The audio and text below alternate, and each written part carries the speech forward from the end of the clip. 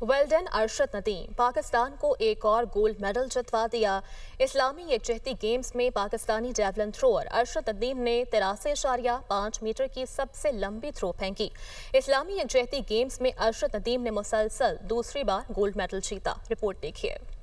खेल के मैदान में एक ही दिन में पाकिस्तान के नाम 2 मेडल्स। सऊदी अरब में इस्लामी यकजहती गेम्स में जेवलिन थ्रो इवेंट में पाकिस्तान के अरशद नदीम ने गोल्ड जबकि मोहम्मद यासिर ने सिल्वर मेडल अपने नाम किया। अरशद नदीम ने सबसे लंबी थ्रो 83.05 मीटर फेंकी। अरशद नदीम ने पहली बारी में 75.44 मीटर की थ्रो फेंकी जबकि दूसरी बारी में 83.05 मीटर की थ्रो फेंकी जो उनकी बेहतरीन थ्रो रही और तलाई तमगा अपने नाम किया। अरशद नदीम ने तीसरी बारी में 82.48, चौथी बारी में 77.06 मीटर थ्रो फेंकी। अरशद नदीम की 5वीं थ्रो जाया हुई जबकि छठी और आखिरी थ्रो 77.98 मीटर की फेंकी। पाकिस्तान के मोहम्मद यासिर ने 76.04 मीटर की थ्रो फेंककर सिल्वर मेडल हासिल किया। नाइजीरिया के स्मोइल एडम्स 76.01 मीटर की थ्रो फेंककर तीसरे नंबर पर रहे। चेयरमैन पीसीबी मोहसिन नकवी की अरशद नदीम को गोल्ड मेडल जीतने पर मुबारकबाद। कहा,